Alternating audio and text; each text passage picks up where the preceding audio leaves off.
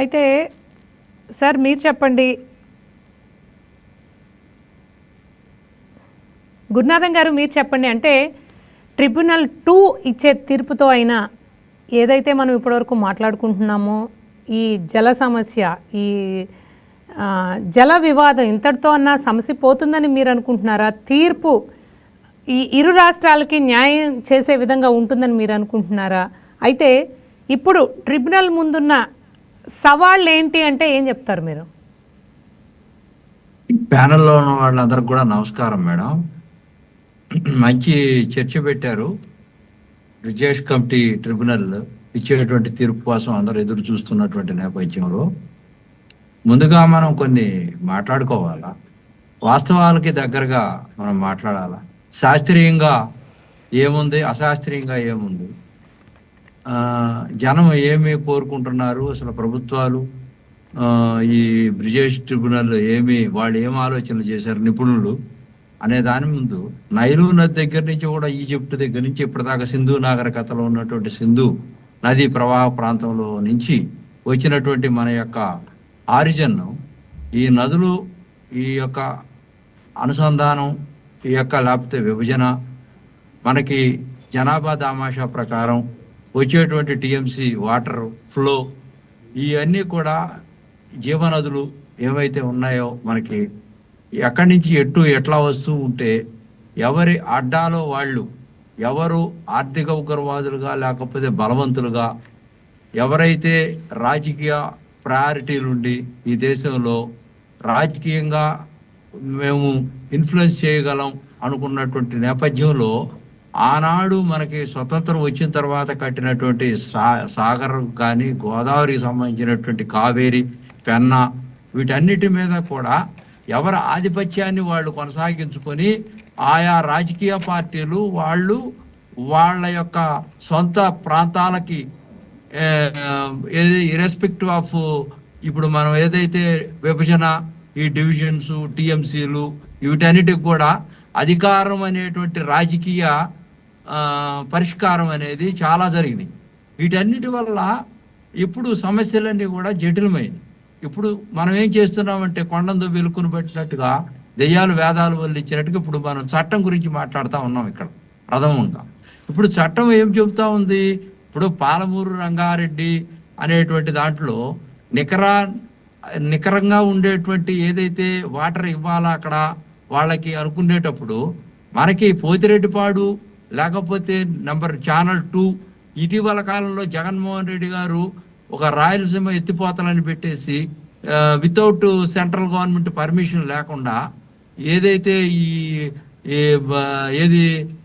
ఎవ్వరు ఎటువంటి పర్మిషన్స్ లేకుండా ఆ పర్మిషన్స్ లేకుండా తను స్టేట్ గవర్నమెంట్లోనే తీసేసుకొని ఒక నిర్ణయాన్ని దాదాపుగా 450 కోట్ల రూపాయలు దానికి ఖర్చు పెట్టి, దానివల్ల మళ్ళీ కేంద్ర ప్రభుత్వం మీరు ఎందుకు కట్టారు, ఇదంతా కూడా ఇది అవసరం లేదు, వెలుగొండ ఇవన్నీ శ్రీశైలం ఇవన్నీ ఉంటాయి. ఫస్ట్ అసలు ఒకటి ముఖ్యంగా ఏంటంటే మేడం, తెలుగుదేశం పార్టీ వచ్చిన తరువాత మా అన్నగారు నందమూరి తారక రామారావు గారు తెలుగు గంగ అనేటువంటి దాన్ని మీకు తెలుసు, ఇక్కడి నుంచి తమిళనాడు దాకా కూడా మేము తీసుకొని పోయి దాన్ని అక్కడ వాటర్ ఇచ్చినటువంటి ఈ రాయలసీమ ప్రాంతంలో ఈ రోజున సస్యశ్యామలంగా ఆ కుప్పం మీద నుంచి కూడా తీసుకెళ్లేటువంటి చూస్తా ఉన్నారు మీరు. ఈ వాటర్, కృష్ణా వాటర్ కానీ, సాగర్ కానీ, ఇదంతా కూడా ఈ విధమైనటువంటి ఎప్పటి నుంచి ఇవన్నీ వెలుగొండ, పోలవరం, బసకచెర్ల, లేకపోతే పాలమూరు, రంగారెడ్డి, ఇప్పుడు కాళేశ్వరం మీరు ఎత్తిపోతలు పెట్టుకున్నారు. ఎత్తిపోతలు పెట్టుకోవటం వల్ల ఏమైంది? అక్కడ మాకు వచ్చేటువంటి కిందకు వచ్చేటువంటి వాటర్ని మీరు ఎత్తిపోతలు పెట్టుకోవటం వల్ల, లిఫ్ట్ చేయటం వల్ల, ఎక్కడెక్కడ అడ్డా వేసుకొని లిఫ్టులు చేయటం వల్ల వాటర్ అంతా కూడా కింద సముద్రంలోకి వచ్చేటువంటి జలాలను ఒడిసిపట్టడం కోసం మాకున్నటువంటి ఏదైతే పోలవరము, పులిచింతల ఇవన్నీ కూడా వాటర్ మూమెంట్ తగ్గిపోవటం వల్ల, మేము ఇక్కడ స్టాక్ చేసుకునేటువంటి స్థాయి మాకు లేకపోవటం వల్ల ఆల్మట్టి అనేది ఆ రోజున ఉన్నటువంటి పరిస్థితుల్లో అక్కడ గవర్నమెంట్ లో ఉన్నటువంటి ప్రధానమంత్రిగా ఉన్నటువంటి వాళ్ళు ఎత్తు పెంచుకోవటం వల్ల అక్కడ వచ్చినటువంటి ఇబ్బంది వల్ల మనకు ఫ్లో తగ్గిపోయి ఈ రోజున ఆ వాటర్ ఏదైతే వరద నీరు వస్తుందో దానిపై నుంచి ఆ వచ్చేటువంటి వాటర్తోనే మనం గడిపేటువంటి పరిస్థితికి ఈ రోజున వచ్చామంటే ఎక్కడ ఇదంతా కూడా ఏ బ్రిజేష్ ట్రిబ్యునల్ కానీ 89లో వచ్చినటువంటి కానీ 2015లో మనకి తెలంగాణకి 509, 560, 250 అనేటువంటిది అది తాత్కాలికమైనటువంటి ఒక ఒప్పందంతో ముందుకెళ్తున్నాం అనేటువంటి అంశం ఇది ప్రధానమైనటువంటి అంశం కాదమ్మా. ఇప్పుడు ఇంకోటి బసగచర్లు కానీ ఇప్పుడు మనం పోలవరం కడతా ఉన్నాం. ఇది జగన్మోహన్ రెడ్డి గారు మన ఏం చేశారు, ఇది జాతీయ సంపద.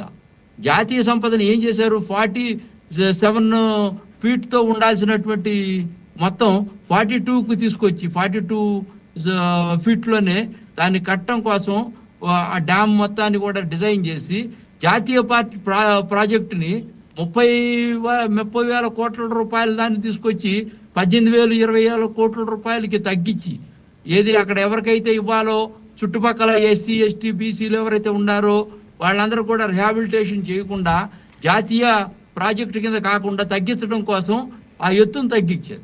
ఆ ఎత్తు తగ్గించడం వల్ల గ్రావిటీ తగ్గటం వల్ల ఈ రోజున వాటర్ మనకి ఎక్కడ స్టాక్ పెట్టుకోగలుగుతాం మనం. ఇప్పుడు అది తగ్గటం వల్ల ఫ్లో వచ్చేస్తే మన యొక్క అసలు ముఖ్య అంశం ఏంటి, అసలు మనం ఇది కట్టుకోవటానికి మనం ఆపటం కోసం కదా వరద నీరు అంతా కూడా.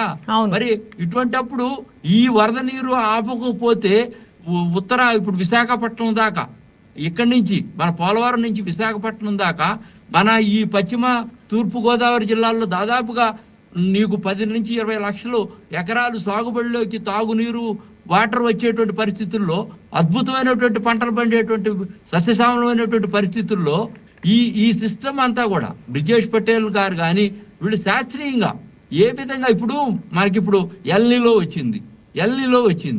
ఇప్పుడు వాటర్ మనకి ఇప్పుడు ఉన్నటువంటి పరిస్థితుల్లో కరువులో ఉన్నాం. నిన్న చూసాం, ఇవాళ పేపర్లో చూస్తా ఉన్నాం, నదులన్నీ కూడా చెరువులన్నీ కూడా ఎండిపోయి వెళ్ళేటువంటి పరిస్థితుల్లో ఉన్నాం. ఇప్పుడు ఎట్లా వితౌట్ ఎనీ ఇప్పుడు ఎట్లా ఉందంటే ఆపరేషన్ సక్సెస్ పేషెంట్ డైడ్ లాగా ఇప్పుడు వాటరే లేని పరిస్థితుల్లో దేన్ని ప్రామాణికంగా తీసుకొని మనం ఇప్పుడు లెక్కించేటువంటి పరిస్థితుల్లో ఉన్నాం.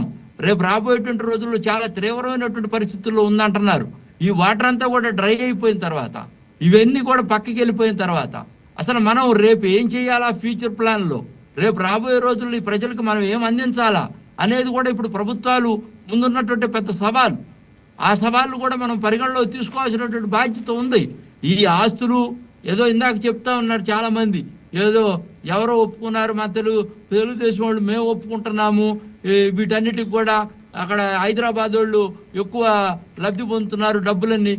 ఏమంటే కొన్ని ఏమవుతాయి అంటే మేడం గారు, మూవబుల్ ఉంటుంది, ఇమ్మూవబుల్ ఉంటుంది. మూవబుల్ అనేది హైదరాబాద్లో ఎసెట్స్గా ఉన్నటువంటిది, అది అన్మూవబుల్. మూవబుల్ అనేది water, it's a flow, it's like a flow, వరద. దీన్ని how we will calculate, of course calculate చేసినప్పటికీ ఒడిసిపట్టడానికి మన దగ్గర డబ్బు, డెవలప్డ్ కంట్రీ కాదు కదా, we are developing, but where we have to construct. డబ్బు కావాలా, కొన్ని వేల కోట్ల రూపాయలు, లక్షల కోట్ల రూపాయలు కావాలా. ఇవన్నీ కూడా పెట్టుకుంటూ పోతూ నిన్నటువంటి నేపథ్యంలో తెలుగుదేశం పార్టీ ఎన్ని ప్రయారిటీస్ ఇస్తా ఉన్నాం. మేము వెలుగొండ స్టార్ట్ చేసిన దగ్గర నుంచి కూడా తెలుగుదేశం పార్టీ తెలుగు గంగ స్టార్ట్ చేసింది, అందిరినీవా. మేము తెలంగాణలో గవర్నమెంట్లో ఉన్నప్పుడు కూడా తెలంగాణ ఆంధ్ర అనేటువంటి తేడా లేకుండా పాలమూరు రంగారెడ్డి, కాళేశ్వరం, మంజీరా, కావేరి, గోదావరి, అసలు అన్ని ప్రాంతాలని సమానంగా తెలుగుదేశం పార్టీ ఎప్పుడు కూడా ఈ తేడాతో ఎక్కడ చూడలేదు. ఇది అయితే గురునాథం గారు ఇప్పుడు రేవంత్ రెడ్డి గారు క్లియర్గా ఏమి అడుగుతున్నారు అంటే, ఆల్మోస్ట్ ఏదైతే ఉమ్మడి ఆంధ్రప్రదేశ్కు కేటాయించిన వాటర్లో 75% తెలంగాణకు కావాలని ఆయన డిమాండ్ చేస్తున్నారు. అది ఎంతవరకు న్యాయమని మీరు అనుకుంటున్నారు? ట్రైబ్యునల్ 2 ఏ విధంగా తీసుకుంటుంది అని మీరు అనుకుంటున్నారు? ఇప్పుడు మనం ఒకటే విడిపోయేటప్పుడు అమ్మా 2013లో మనకి విభజన జరిగింది, తర్వాత 15లో మనం ఒక ఒప్పందానికి వచ్చాము. ఇప్పుడు రేషియో జనాభా, ఇప్పుడు నేనున్నానమ్మా, నలుగురు ఉన్నాం. నలుగురు ఉన్నప్పుడు ముగ్గురు ఒక పక్క ఉంటాం, ఒకళ్ళు ఒక పక్క ఉంటారు. నలుగురు 4 గ్లాసులు పెడతాం. 3 గ్లాసులు, ముగ్గురికి 3 గ్లాసులు మనం తాగుతాం. ఒకళ్ళు 1 గ్లాసు తాగుతారు. మరి 1 గ్లాసు తాగే వాళ్ళు 3 గ్లాసులు నీళ్లు మాకు కావాలని అంటే అది కరెక్టా? ఇప్పుడు జనాభా దామాషా ప్రకారం ఇక్కడ ఉన్నటువంటి రేషియో ప్రకారం ప్రజలందరూ తాగునీరు సాగునీరు కోసం ఇక్కడ వ్యవసాయ పరంగా రమణారెడ్డి గారు నెక్స్ట్ మీరే మాట్లాడుతున్నారు. మేడం నేను చెప్పిన తర్వాత మీరు మాట్లాడండి. ఇక్కడ ఆంధ్రప్రదేశ్ లో వ్యవసాయ పరంగా ఇప్పుడు ఇప్పుడు మేము అసలు ఇంకోటి తెలంగాణ ఆంధ్ర కలిసే బిఫోర్ దట్ ఆంధ్రప్రదేశ్లో ఉన్న ప్యాడీ సిస్టమ్ కానీ రైతాంగంగా ఇక్కడ వాటర్ సిస్టంలో వచ్చినటువంటి రైతులు పండించేటువంటి పంట కానీ ఎన్ని ఎకరాలు మనం సాగు చేసేటువంటి పరిస్థితుల్లో ఆంధ్రప్రదేశ్లో చేసాం. తర్వాత వాళ్ళకి మంజీరా వచ్చిన తర్వాత కరీంనగర్ ఆ చుట్టుపక్కల ప్రాంతాల నిజాము దీంట్లో ఈ కలిసిన తర్వాత అక్కడ ఎంత డెవలప్ చేశారు, ఎన్ని ఎకరాలు డెవలప్ చేశారు, ఎంత సాగునీరు వచ్చింది, ఎంత తాగునీరు వచ్చింది, వాళ్ళు ఎంత దాన్ని యూటిలైజ్ చేశారనే దాన్ని కూడా ప్రామాణికంగా తీసుకొని ఇక్కడ ఉన్నటువంటి రేషియో ప్రకారం మనం ఇక్కడ ఎన్ని లక్షల కోట్ల ఎకరాల్లో మనం సాగు చేస్తూ ఉన్నాం. దీనికి వాటర్ ఎంత ఇవ్వాల్సి వస్తుంది, ఇక్కడ ఉన్నటువంటి ప్రజానీకానికి తాగటానికి ఎంత నీరు కావాలా, ఇప్పుడు రేషియో అంతా ఇదే కదమ్మా, ఎంత ఫ్లో అవుతుంది. అవును గురునాథం గారు, అయితే ట్రైబ్యునల్ ఇచ్చిన రిపోర్ట్ ప్రకారం ఏదైతే 1 yearలో కేటాయించిన జలాల్ని వాడుకోనట్లయితే ఆ రాష్ట్రానికి నెక్స్ట్ ఇయర్ అవి యాడ్ ఆన్ అవ్వాలి. మీరేమో వాడుకున్న తీరును బట్టి కేటాయించాలని మీరు అంటున్నారు, కానీ ట్రైబ్యునల్ ఆల్రెడీ ఏమంటోంది, ఈ ఇయర్ ఎక్కువ వాడుకోలేదా, మిగిలినవి ఉన్నాయా, నెక్స్ట్ ఇయర్ వాళ్ళకి యాడ్ ఆన్ అవుతాయి ఆ రాష్ట్రానికి అని చెప్తోంది కదా. అది చెప్పినటువంటి చట్టమే అమ్మా, అదే చట్టమే చెప్తోంది కదా. మిగులు జలాలనేది how what is the parameter, how you are going to assess the parameter, you tell me, is there any parameter, ఏదన్నా పారామీటర్ చెప్పాలా.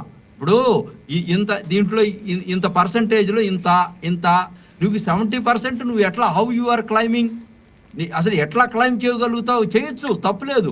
ఎందుకంటే నా రాష్ట్రం గురించి మా తెలుగుదేశం మేము క్లైమ్ చేస్తాం, మాకు 90% ఇవ్వండి సార్ అని అడుగుతాం, తప్పేం లేదు. ఇక్కడ వ్యవసాయకంగా Andhra Pradesh right from the beginning నుంచి కూడా మేము చాలా అద్భుతమైనటువంటి వ్యవసాయ కార్యక్రమాలు జరుగుతూ ఉన్నాయి.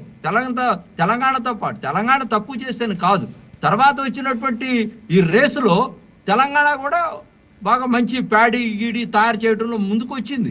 ఇక్కడ డ్రింకింగ్ వాటర్ ఇవన్నీ కూడా మనం చూసుకున్నప్పుడు మిగులు వాటర్ ఎట్లా ఉంది, ఎట్లా ఆ సాంద్రత ఎట్లా నువ్వు మెజర్ చేయగలుగుతావు శాస్త్రీయంగా, ఆ మెజర్ చేసేటప్పుడు నువ్వు 70% ఎట్లా, how you are going to claim అడగటానికి నేను అడుగుతాను 90% అనేది. అది అసలు జస్టిఫికేషనేనా? జస్టిఫికేషన్ కాదు కదా. ఇప్పుడు సమాజం చూస్తూ ఉంది, అందుకనే కదా బ్రిటిష్ ట్రిబ్యునల్ పెట్టింది. ఇప్పుడు ఇద్దరి మధ్య వాదన వచ్చినప్పుడు, ఆర్బిట్రేషన్ వచ్చినప్పుడు డెఫినెట్గా దే షుడ్ కమ్, డెఫినెట్గా ఏంటి మేము చెప్పినటువంటి వాదనలు, ఆంధ్రప్రదేశ్ వాదనలు ఏంటి, మరి తెలంగాణ వాదనలు ఏంటి, ఈ డెఫినెట్గా ఈ రెండింటిని బేరు చేసుకుని అమ్మా దేర్ ఈజ్ నో ఎండ్. నేను వాట్ ఐఎమ్ స్టేటింగ్, నేనేం చెప్తున్నానంటే ఎంతమంది ఎన్ని శాస్త్రీయంగా చేసినా, ఏమి చేసినా ఈ సమాజంలో ఈ యొక్క జల వివాదాలు అనేటువంటిది ఈ భారతదేశంలోనే కాదు ప్రపంచంలోనే చాలా అంశాల్లో ఎక్కడ కూడా ఎండ్ శుభం కార్డు ఎక్కడ పడలేదమ్మా. It's going on process. ఎప్పటికప్పుడు ఎవరికాళ్ళు ఈ ప్రాజెక్టులు కట్టుకుంటానే ఉంటారు, బలవంతులు ఇప్పుడు ఒక్కటమ్మ చిన్నది నేను ఉదాహరణ చెప్తాను మీ ముందు. నేను చిన్నప్పుడు చూశాను, మా పొలాలు ఉండేవి, మా పొలాల దగ్గర ఫస్ట్ మేజర్గా నీళ్లు వచ్చాయి, బొబ్బిలివాడ వాటర్ అనేది. ఆ వాటర్ వచ్చిన తర్వాత టైలెంట్ పాయింట్స్ కిందకు వచ్చేది. ఆ మేము పెట్టుకున్న తర్వాతే కింద వాళ్ళకి వాటర్ వచ్చేది. వీళ్ళు ఏం చేసేవాళ్ళు చేశారు, మిడ్ నైట్ వచ్చి చాలామంది వాటర్ రానివాళ్ళు ఈ స్ట్రెచెస్ కొట్టేసేవాళ్ళు, ఎక్కడెక్కడ ఏం చేసేవాళ్ళు పొలాలు గట్లు కొట్టేసేవాళ్ళు. ఏది ఈ వాటర్ వచ్చేటువంటి అన్నిటికి కూడా కొట్టేస్తే ఇవన్నీ కూడా ఏం చేస్తాయి, కిందకి వెళ్ళిపోయి బలవంతుడు బలహీనుడు చేపట్టినట్టుగా నిజంగా రియల్గా వాటర్ కావాలనుకున్న వాళ్ళకి, ఫస్ట్లో ఉన్న వాళ్ళకి ఇవి అందకుండా కింద దాకా వెళ్ళిపోయాయి, అందరికీ ఈక్వల్గా అయిపోయి. అంటే ఇక్కడ బలవంతుడు బలహీనుడు చేపడతాడు. అంటే రాజకీయ కోణంలో ప్రతి ఒక్కడు కూడా తన వాదనను వినిపించేటువంటి క్రమంలో ఈ చట్టాలుగా రూపాంతరం చెందినాయి. ఆ రోజున ఎవడు. అవును గురునాథం గారు, అయితే ఈ చట్టాలు మనకి ఎంతవరకు న్యాయం చేస్తాయి అన్నది ఇప్పుడు మన అందరి ముందు ఉన్నటువంటి క్వశ్చన్. ఈ చట్టాలు, ఈ ట్రైబ్యునల్ లేకపోతే చంద్రబాబు నాయుడు గారు ఎన్డీఏ గవర్నమెంట్ తెలంగాణకి ఎక్కువ చేసి ఆంధ్రాకు తక్కువ చేస్తారనేటువంటి మాట ఇప్పుడు చాలా మేధావులు చెప్పారు. It's not correct. అది కరెక్ట్ కాదు. ఎందుకంటే ఆయన పెద్ద మనిషిగా ఉన్నాడు, ఒక తండ్రిగా ఉన్నాడు మోడీ గారు. మాకు ఆ నమ్మకం ఉంది. ఆంధ్రప్రదేశ్ ఎన్డీఏ గవర్నమెంట్ సర్కారు నడుస్తూ ఉంది. మేము అందరికీ కూడా వాగ్దానం చేశాం, వాటర్లో మాకు అన్యాయం చేయరు, జరగదు కూడా అని కూడా మేము నమ్ముతున్నాం. చంద్రబాబు నాయుడు గారు కూడా తెలంగాణకి అన్యాయం చేయమనో ఆంధ్రాకే న్యాయం చేయమనో అనేది కాదు. ఓకే గురునాథం గారు, తెలంగాణ అయినా ఆంధ్ర అయినా అందరం మనుషులమే, అందరికీ వాటర్ కావాల్సిందే, అందరికీ సమానంగా ఉండాలి. ఖచ్చితంగా అందరికీ కావాలి. ఓకే గురునాథం గారు, మళ్ళీ మీరు మాట్లాడుతురు కానీ